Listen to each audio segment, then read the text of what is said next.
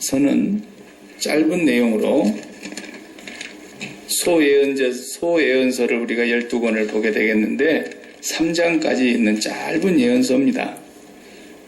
그리고 그 시기가 어느 때였는가라는 것을 정확하게 집어내기가 좀 어려운 그런 시기인데 그래도 전혀 근거가 없는 건 아니고 연구한 내용들을 쭉 살펴보면은 우리가 지금 성경 문제풀이하고 있는 내용 중에 열왕기하를 지나갔는데 열왕기하에서 이미 다 나오는 얘기입니다.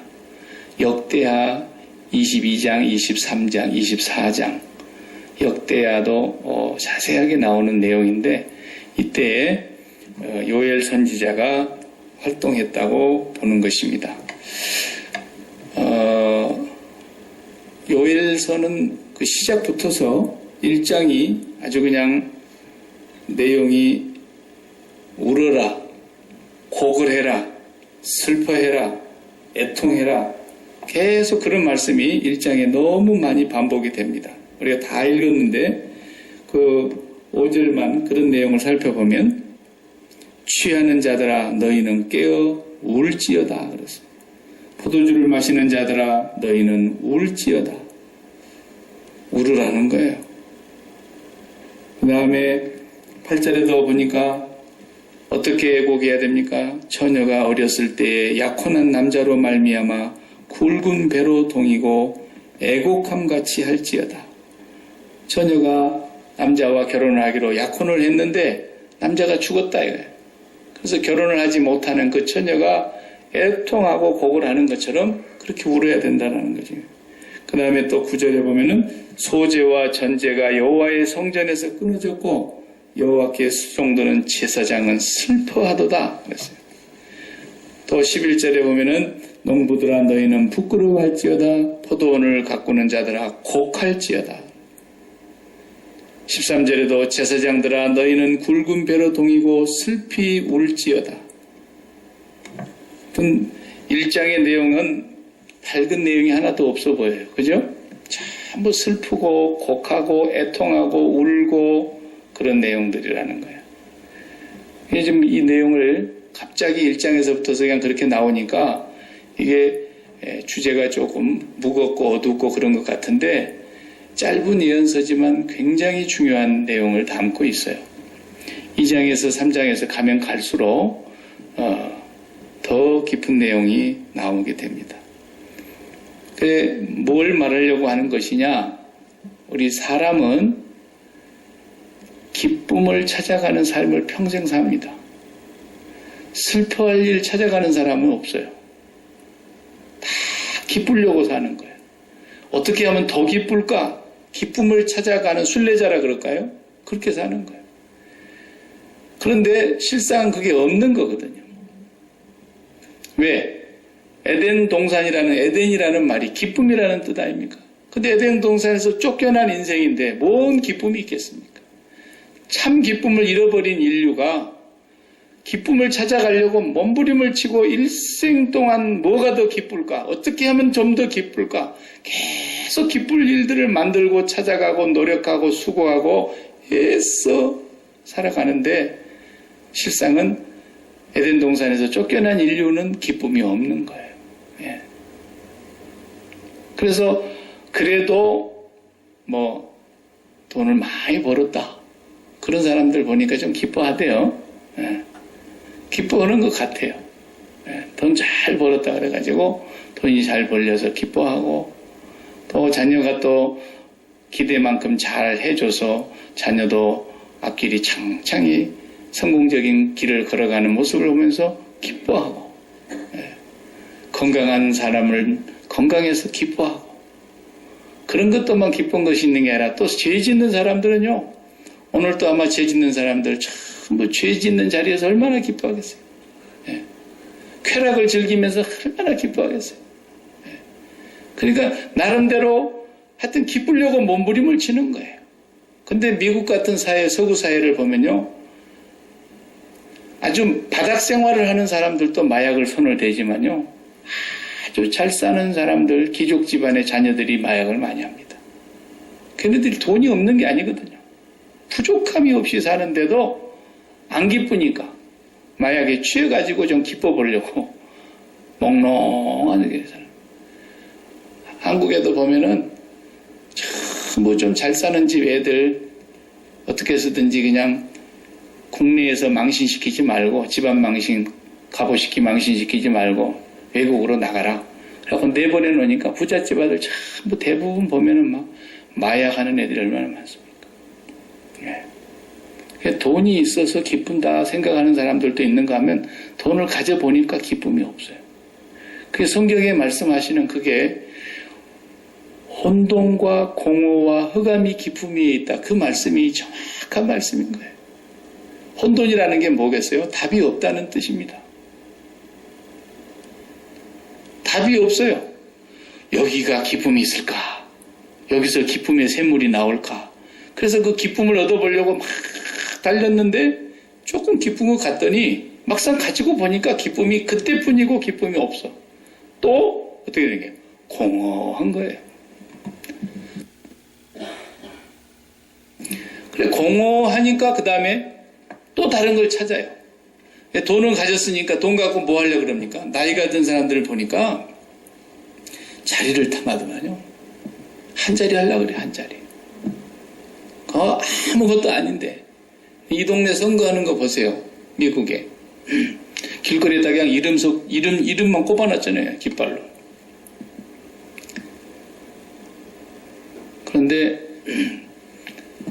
보니까 어떤 사람은 기쁨이 돈에서 오는 줄 알고 그렇게 돈을 열심히 모았는데 그걸로 만족이 안 되고 기쁨이 없으니까 그 돈을 또 싸들고 누구한테 가가지고 이번에 저를 좀 한번 자리를 주셔서 출마할 수 있게 해주시면 좋겠습니다. 그래가지고 그 돈을 다 쓰면서 또 뭐 하려고 그래요?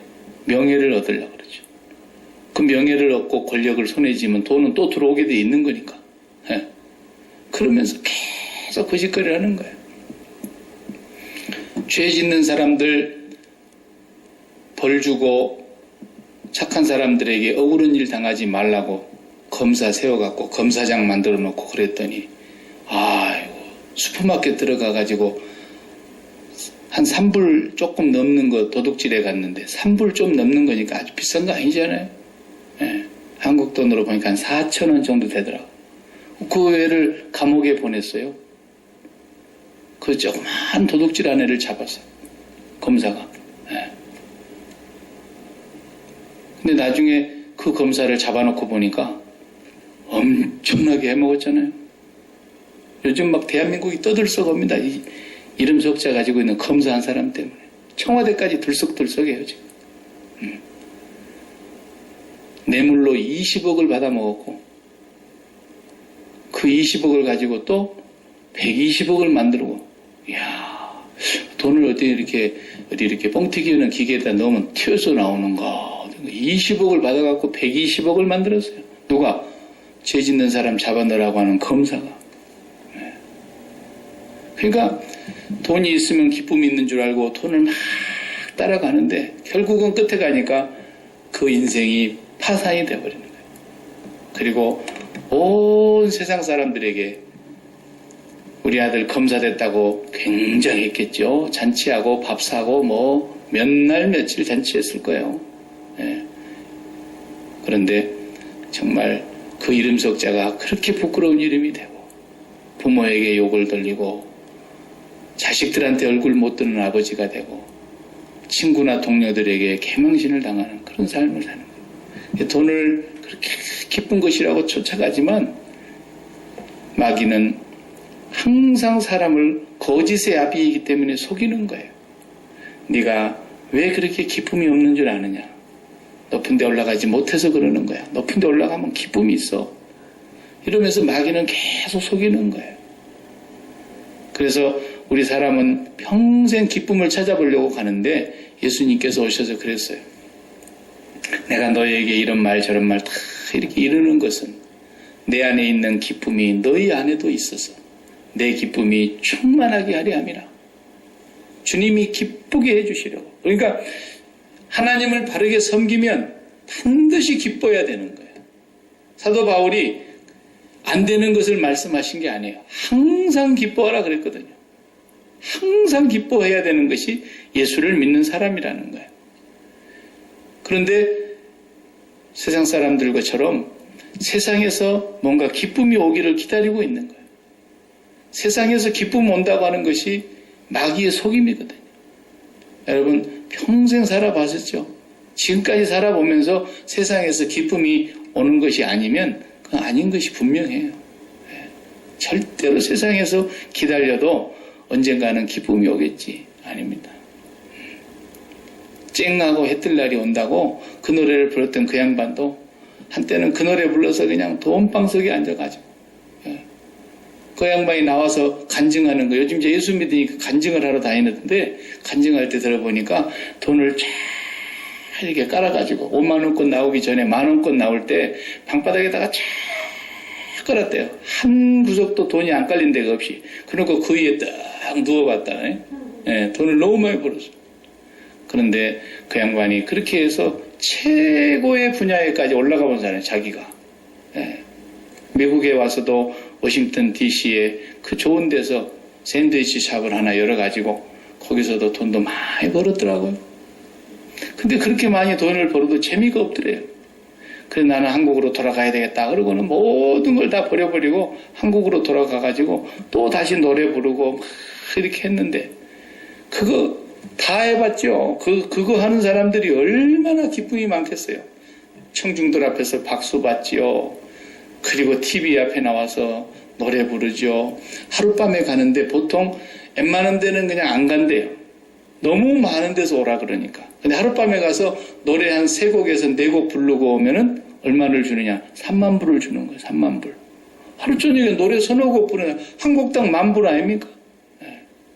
그렇게 돈을 벌었는데 행복하지가 않는 거예요. 이제 세상의 모든 영광과 영화를 뒤로 하고 예수를 믿게 됐어요. 이 양반이 이제는 하나님 앞에서 찬송가를 부르고 다니더라고. 복음성가도 부르고 찬송가도 부르고. 하나님 앞에 왔더니 진짜 행복이, 진짜 기쁨이 세상에서 자기가 최고의 기쁨을 누리는 사람인 줄 알았을 때 그 기쁨과는 비교가 안 되는 그게 있더라는 거예요. 그러니까 오직 그렇지 않으면 뭘로 보겠어요. 창피하게. 이름 썩자 팔리게. 그러니까 평생 마귀는 속입니다. 이 세상에 기쁨이 있는 것처럼. 이 세상에서 뭔가를 내가 가지고 소원을 성취하면 기쁨이 올 것으로 마귀가 끊임없이 속이는데 우리는 속지 말아야 됩니다. 오늘 1장에서 말씀하려고 하는 것은 뭐냐면 네가 기뻐하는 원인과 슬퍼하는 원인이 뭐냐는 거예요. 1장에서 말씀하시는 주제가 그거예요. 그걸 보면 그 사람의 삶을 볼 수 있고 신앙을 점검할 수 있고 오늘 우리 신앙이 바르게 가고 있는가 잘못돼서 정말 애통하고 슬퍼하고 고걸해야 될 사람인가 그것을 지금 말씀하고 있는 거예요. 사실 이 요엘 선지자가 활동했을 때에는 요아스라고 하는 남쪽 유다의 요아스라는 왕이 있었는데 그 왕은 아주 정말 기구한 삶을 사는 왕이에요. 왜 그랬냐면 성경을 여러분 읽어보셔서 아시겠지만 남북으로 나눠졌지 않습니까? 북쪽은 이스라엘이라 그랬고 남쪽은 유다라 그랬는데 북쪽은 주로 하나님을 안 섬기고 우상을 숭배하는데 앞장섰고 남쪽은 그나마 다윗의 자손으로 쭉 명맥을 유지해 오긴 하는데 어느 시점에 가다가 북쪽하고 남쪽하고 결혼을 하게 됩니다. 왕가들이, 왕족들끼리. 가장 아합과 이세벨 그러면 우리가 알잖아요. 제일 많이 우상 숭배를 했던 아합과 이세벨은 애굽에서 온 바알의 딸이지 않습니까? 그런데 그 이세벨과 아합이 결혼을 했는데 그 둘 사이에서 자식이 나오는데 아달랴라고 하는 딸이 나왔어요. 아달랴.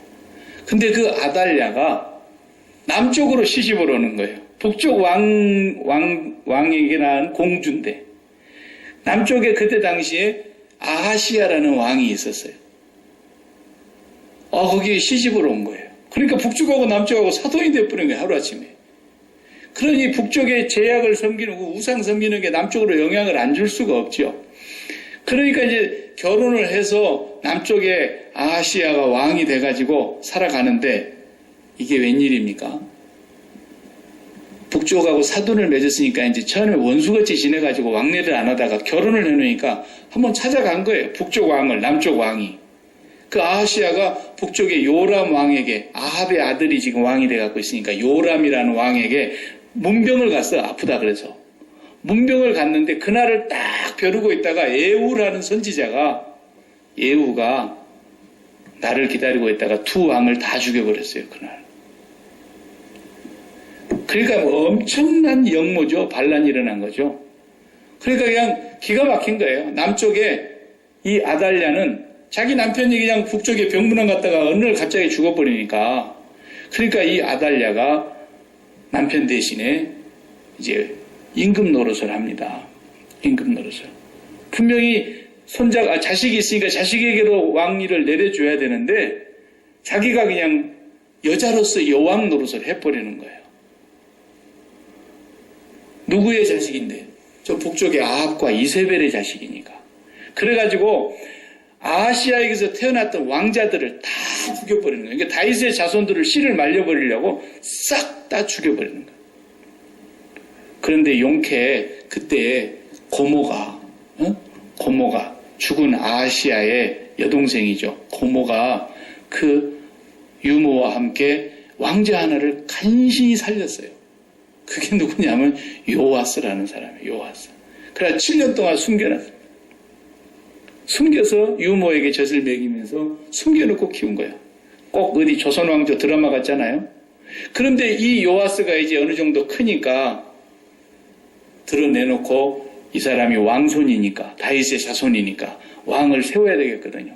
그래서 그 고모의 남편이 여호야다인데 여호야다가 제사장이었어요. 그 여호야다 제사장이 반란을 일으켜가지고 아달랴라고 하는 이 여왕을 죽입니다. 죽이고 다윗의 왕통에 다 왕자들이 죽고 요아스 하나 남았는데 간신히 구출해 놓은 그 요아스를 고모부가 왕으로 세우는 거예요. 그래서 남쪽 유다의 요아스 임금이 이제 다시 다윗의 전통을 이어가는데, 그동안에 그 할머니가 만들어 놓은 그 어머니가 만들어 놓은 그 바알과 아세라 신들이 그냥 확 퍼진 거예요. 남쪽에까지. 그래서 요아스가 임금이 되자마자 하는 것이 뭐냐면 전부 다 그 바알과 아세라 신상을 없애버리고 신전을 다 불살라서 없애버리고 완전히 그 우상 숭배하는 흔적조차를 싹 쓸어버립니다. 그러니까 얼마나 좋은 왕입니까? 하나님 앞에서. 정말 착한 왕이고 선한 왕이죠. 근데 그 왕 때 이런 일을 당했다. 오늘 본문에 보면은 앞에 1절에서 4절에 보면은 그 얘기가 뭔 얘기입니까? 2절에 보면은 늙은 자들아 너희는 이것을 들을지어다. 땅의 모든 주민들아 너희는 귀를 기울일지어다. 너희의 날에나 너희 조상의 날에 이런 일이 있었느냐? 기가 막힌 일이 하나 지금 벌어진다는 거예요. 잘 들어보라는 거예요. 너희는 이 일을 너희 자녀에게 말하고 너희 자녀는 또 손자 자녀에게 말하고 또 자녀는 중손자 또 자손에게 말하고, 이건 너무 놀라울 일이라서 계속해서 말하지 않을 수 없는 어마어마한 일이 벌어질 거다. 들어보라는 거예요. 4절에 보니까 뭐 뜬다요? 팥종이가 남긴 것을 메뚜기가 먹고 메뚜기가 남긴 것을 너치가 먹고 너치가 남긴 것을 황충이 먹었도다. 다 네 가지가 다 이게 메뚜기 종류입니다. 그냥 전체 다 메뚜기다 해도 과언이 아니에요. 메뚜기 떼가 나와가지고 깡그리 먹어버렸다는 거예요. 그런데 6절에 보면 다른 한 민족이 내 땅에 올라왔음이로다. 꼭 마치 전쟁 같잖아요. 전쟁.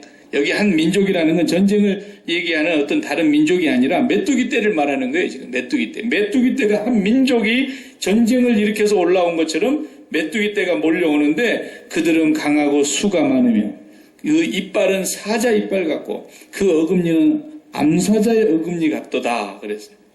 메뚜기 떼 보셨죠? 가끔 우리 TV에서 뉴스 같은 데 보면은 메뚜기 떼가 어느 지역에 나타나가지고 싹 지나가면서 파란 잎사귀는 하나도 남김없이 다 먹어버리잖아요. 그런데 여기 7절을 읽어보세요. 메뚜기 떼가 어떻게 해버리냐? 그들이 내 포도나무를 멸하며 내 무화과나무를 긁어 말갛게 벗겨서 버리니 그 모든 가지가 하얗게 되었도다. 쉽게 말하면 푸른 나무 가지, 푸른 잎사귀, 푸른 풀, 푸른 열매 완전히 깡그리 다 먹어버렸다. 그러니까 메뚜기 떼가 한 번 와서 싹 먹고 조금 남겨놓고 가고 그 다음 메뚜기 떼가 와서 먹고 그 다음 메뚜기가 와서 먹고 팥종이 먹고 황충이 먹고 늦이 먹고 그냥 메뚜기가 깡그리 다 없애가지고 나무 가지도 그냥 껍질까지 다 벌겨서 갉아먹어가지고 하얗게 다 말라 죽어버렸다. 그러니까 거둘 게 없는 거죠. 농사에 거둘 게 하나도 없어졌다고 말이에요. 근데 여기 보니까 이제 우는 소리가 나오는 거예요. 어떻게 울으라는 거예요? 처녀가 자기 약혼한 남편을 잃어버렸을 때 애곡한 것처럼 울어야 되고. 재밌는 것은요, 9절에 보세요. 9절 한번 읽어볼까요? 소제와 전제가 여호와의 성전에서 끊어졌고 여호와께 수종드는 제사장은 슬퍼하도다. 이 사람들은 지금 이미 슬퍼하고 있어요. 제사장들은. 성전에서 제사를 지내는 제사장들이 슬퍼한데 왜 슬퍼하느냐면 소제와 전제 드릴 것이 없잖아요. 소제는 뭡니까? 소제는 곡식으로 드리는 거예요. 그리고 전제는 포도주를 부어서 드리는 거예요. 그러면 소제와 전제만 따로 드리는 제사는 없어요. 반드시 번제를 드리는 거예요. 번제를 드리는 자리에서 소제와 전제를 겸해서 드리는 거예요. 그러면 번제는 어떻게 드리는지 아시잖아요. 짐승을 가죽만 남기고 싹 다 태워서 잿더미가 되게 해줘요. 갈기갈기 다 쪼개가지고. 그러니까 번제사는 가져갈 게 아무것도 없어요. 제사장이 가져갈 것이랑 뭐 짐승 가죽이라도 가져가겠지. 그 짐승 가죽 가져가서 옷이나 만들고 뭐 그 정도밖에는 못해요. 먹을 거리가 하나도 없는 거예요. 번제는.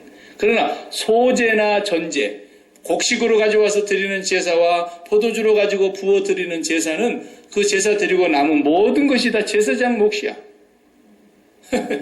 그런데 소제나 전제 드릴 것이 하나도 없는 거예요. 왜? 메뚜기가 와서 다 먹어버렸으니까. 그러니까 제사장들이 슬퍼하고 있는 거예요. 제사 못 드린다고 슬퍼하고 있는 게 아니고 호주머니에 들어온 게 하나도 없어서 슬퍼하는 거예요. 진짜로 제사장들이 슬퍼해야 된다면 언제 슬퍼해야 되는가? 우리가 하나님 앞에 매일 상번제를 드려야 되는데 매일 아침 저녁으로 번제를 드려야 되는데 곡식을 다 먹어버렸고 풀을 다 먹어버렸고 열매를 다 먹어버렸으니 소도 키울 수도 없고 아무 양도 키울 수도 없고 소도 양도 다 굶어 죽게 생겼는데 번제를 어떻게 드리냐 우리가. 번제 드리지 못한 것을 애통해야 하고 번제 드리지 못한 것을 하나님 앞에서 슬퍼해야 되는데 번제 드리지 못한 건 절대 슬퍼하지 않아요. 그거 뭐 우리가 가져가는 게 하나도 없는데 뭐. 그런데 소제를 드리고 나면 먹거리가 많이 나오거든. 전제를 드리고 나면 먹거리가 많이 나오거든. 이걸 못 드리니까 그들이 슬퍼하고 있다는 거예요. 이거 보세요. 무슨 얘기입니까? 제사장들까지도 송두리째 백성들은 말할 것도 없고 무엇으로 기뻐하고 무엇으로 슬퍼하느냐? 곡식을 거둬들였느냐? 소가 양이 얼마나 새끼를 많이 낳느냐? 얼마나 많이 오늘 또 우리가 소득을 입었느냐? 이런 걸로 기뻐하고 이런 걸로 슬퍼하더라는 거예요. 하나님으로 슬퍼하고 하나님으로 기뻐하는 사람들이 없더라는 거예요. 다시 말하면 하나님 앞에 우리가 잘못된 것에 대해서 회개하고 통회하면서 슬퍼하는 사람이거나 하나님으로 인하여 우리가 너무너무 기쁘고 감사하고 그런 사람들은 찾아볼 수가 없고 전부가 다 내 손에 들어오는 것, 내 호주머니에 들어오는 것, 내게 쌓아지는 것, 내가 누릴 수 있는 것 이런 것들이 있으면 기쁘고 없으면 슬퍼하고 제사장들까지도. 그러면서 13절에 보세요. 이거 정말로 비웃는 얘기예요. 14장. 제사장들아 너희는 굵은 배로 동이고 슬피 울지어다. 제단에 수종드는 자들아 너희는 울지어다. 내 하나님께 수종드는 자들아 너희는 와서 굵은 베옷을 입고 밤이 새도록 누울지어다. 왜요? 이유는 소제와 전제를 너희 하나님의 성전에 드리지 못함이로다. 소제와 전제를 못 드리니까 진짜 제사는 번제죠. 번제 못 드리는 걸 슬퍼해야죠. 근데 소제 전제 드리지 못하는 것을 슬퍼한다는 건 웃기는 얘기예요. 무엇으로 기뻐하느냐라는 게 무엇으로 기뻐하냐. 기뻐하는 이유를 보면은 그 사람이 지금 어떤 상태에 놓여 있는가를 알 수 있다는 거예요. 자, 또 한번 읽어보십시다. 거기 즐거움이 말라버렸다는 얘기가 있어요. 12절에 다 같이 포도나무가 시들었고 무화과나무가 말랐으며 석류나무와 대추나무와 사과나무와 밭의 모든 나무가 다 시들었으니 이러므로 사람의 즐거움이 말랐도다. 그렇죠? 메뚜기가 와서 한번 싹 쓸고 하니까 될 만한 거 하나도 없는 거예요. 즐거워할 일이 하나도 없어졌어요. 즐거움이 말라버렸다는 거예요. 물이 말라버리듯이. 이것은 신앙이 아니죠. 진짜 신앙은 뭐라 그랬습니까? 우리가 뒤에서 또 다른 선지자의 글을 보겠습니다만은 어떻게 했어요? 스바냐는 같은 입장에 스바냐 때는 진짜 메뚜기가 올라온 게 아니라 갈대아 사람들이 진짜 올라왔지 않습니까? 바빌로니아가. 그래서 그냥 깡그리 다 뺏어갔어요. 그때는 흉년이 아니라. 그래서 포도나무에도 소출이 없고 무화과나무도 열매가 없고 밭에도 식물이 없고 외양간에 소가 없고 우리의 양떼도 없고 아무것도 없어져 버렸어요. 그래도 뭐라 그랬어요? 스바냐는 나는 여호와로 인하여 즐거워하며 내 구원의 하나님으로 인하여 기뻐하리로다. 그러니까 기쁨의 원인이 차원이 다른 거예요. 차원이. 오늘 또 마귀는 우리가 기뻐하고 슬퍼하는 이유가 이 세상에 속한 문제 때문이라는 거예요. 마귀가 계속 속이는 거예요.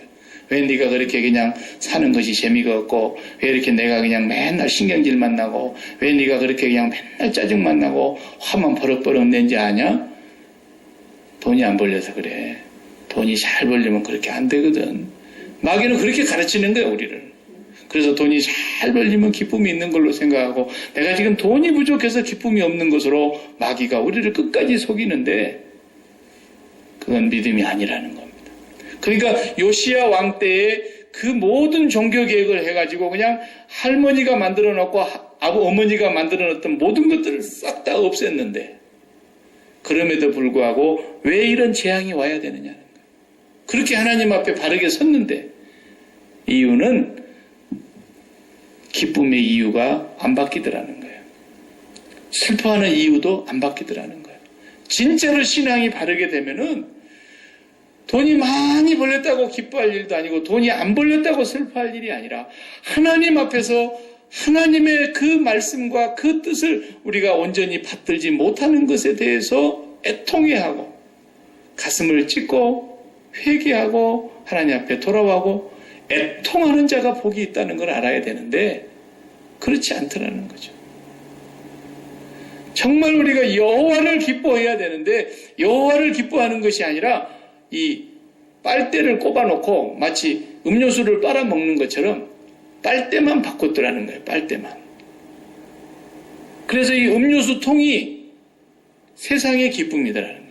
세상의 기쁨에다 빨대를 꽂아놓고 그걸 빨아먹다가 빨대가 땅에 떨어졌어요. 아유 더러워졌네. 빨대 새 거 하나 갖다 딱 꼽아가지고 계속 빨아먹고 있는데 기쁨의 이유는 세상에서 빨아먹으려고 하더라는 거예요. 그러니까 그 메뚜기가 와가지고 기쁨을 싹 가져가 버린 거예요. 포도나무도 다, 무화과나무도 다, 밭의 식물도 다, 풀 한 포기 없이 다 말라지니까 소도 못 먹이고 양도 못 먹이고 염소도 다 죽고 그러니 기쁠 일이 없어져 버리지 않습니까? 이게 무슨 말씀이냐면 앞으로 마지막 때도 이제 2장에 가면 그게 나오고 3장에 가면 그게 또 나와요. 여호와의 날이라는 말을 오늘 본문에 얘기합니다. 15절에 보십시오. 슬프다 그 날이여 여호와의 날이 가까운 날이 곧 멸망이 전능자에게로부터 이르리로다. 슬프다 그 날이여 여호와의 날이 가까운 이것이 심판의 날입니다. 이것이 세상의 종말의 날도 똑같을 거라는 겁니다. 그 멸망이 전능자에게로부터 오게 될 것인데 무슨 말씀입니까? 이 세상에서 기쁨을 누리고 살려고 하던 사람들에게는 그 날이 지금 요엘 시대에 동일한 심판이 될 거라는 것입니다. 세상에서 기쁨을 얻으려고 살았던 사람들의 모든 삶은 그날이 가장 끔찍하고 메뚜기가 몰려와서 싹 다 먹어버리고 하나도 남김이 없는 상태에서 즐거움이 다 말라버린 그날이 주님이 오시는 날에도 동일하게 펼쳐질 거라는 겁니다. 세상에다가 마음의 심장을 붙이고 사는 사람들 그때 가장 무서운 여호와의 심판의 날이 될 거라는 겁니다. 그러나 하나님께 빨대를 꼽은 사람은 하나님께로부터서 기쁨을 얻으려고 하는 사람은 하나님께로부터서 날마다 삶의 만족과 행복을 찾아가는 사람은 그날이 최고의 날이 될 것이죠. 요엘 선지자는 지금 십자가 이전의 사람이지만 오늘 예수 그리스도의 십자가 이후에 살아가는 우리들에게는 동일한 말씀이거든요. 이게. 세상의 기쁨의 원인을 찾고 있는 사람들, 세상의 일로 슬퍼하는 사람들, 이 사람들은 여호와의 날이 바로 그런 날이 될 것이라는 겁니다. 예.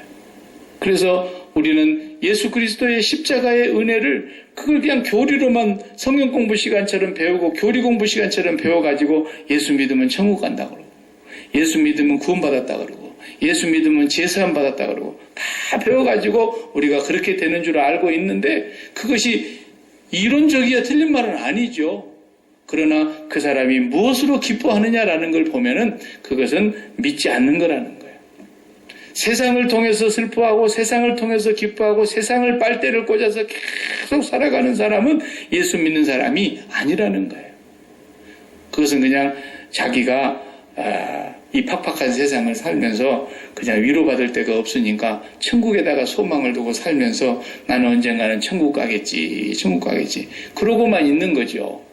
실제로 여기서 살면서는 천국과 전혀 상관이 없는 하나님께로부터 우리 주 예수 그리스도께로부터는 성령의 기쁨은 전혀 없고 세상 일로 인해서 날마다 일희일비 슬펐다 기뻤다 슬펐다 기뻤다 썩냈다 좋았다 썩냈다 좋았다. 왜 그렇습니까? 세상에 대해서 죽지를 않았기 때문에.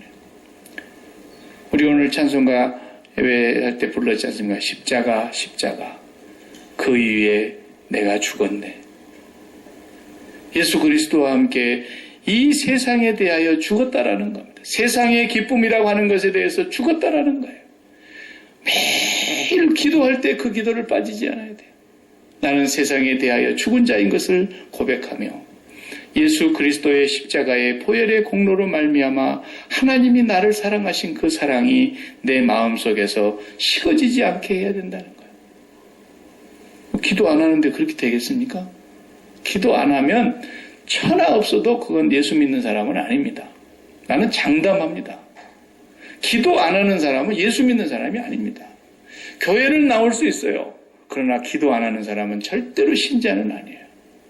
신자는 집에 있으나 교회에 나와 있으나 일터에 있으나 길을 가나 잠자리에 드나 항상 주 예수 그리스도의 그 은혜를 망각하지 않으며 그 은혜 앞에 날마다 감사하며 비록 내가 이 땅에 사는 삶이 부족한 부분이 있을지라도 내가 바랬던 대로 되지 않는 부분도 있을지라도 그래도 나의 기쁨은 나를 구원하신 여호와 하나님이십니다.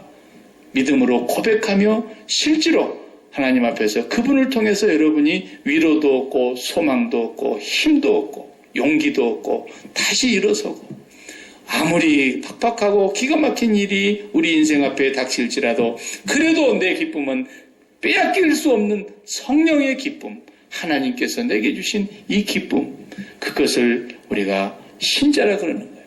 그 사람이 하나님의 사람인 거예요. 그렇지 않으면 오늘 요엘서 1장의 말씀이 그대로 적용되는 것입니다. 참 니들 진짜 기뻐하는 거 보니까 기가 막히다. 그래, 그렇게 그게 좋으냐? 그게 그렇게 기쁘냐? 그러면서 선민이기 때문에 싹 다 긁어가 버린 하나님께서 하루아침에.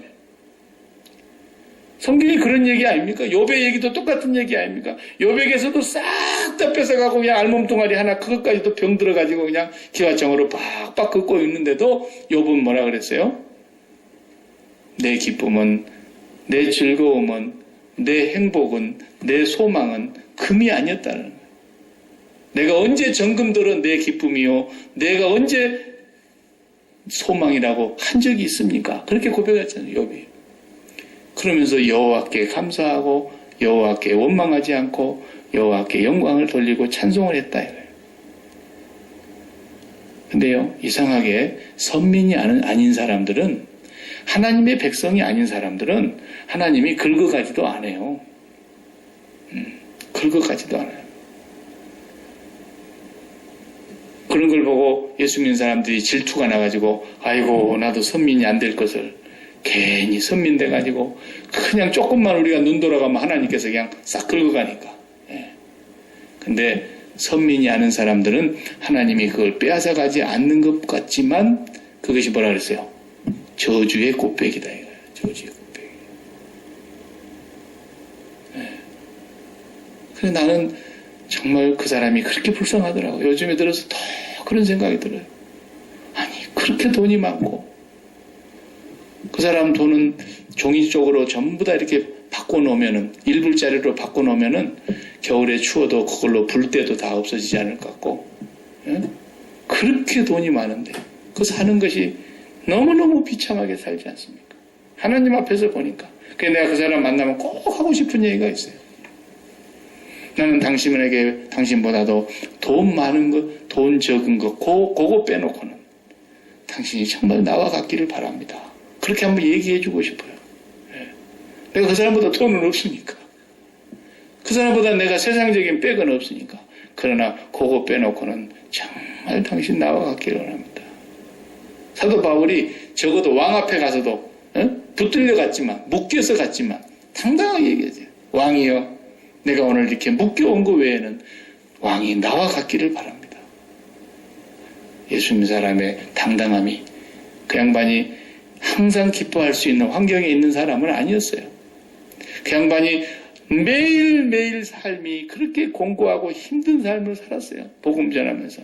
그런데도 하나님이 주시는 기쁨, 성령이 주시는 기쁨, 예수 그리스도의 십자가의 구속의 은혜로 오는 기쁨, 그 기쁨이 모든 걸 이길 수 있었다. 요엘서에서는 그걸 지금 1장에서부터 선포하고 있는 것입니다. 저와 여러분 매일매일 살면서 기쁨과 슬픔의 원인이 이유가 어디로부터 비롯되는가를 잘 확인하시면서 살아가시기 바랍니다. 기도하십시다.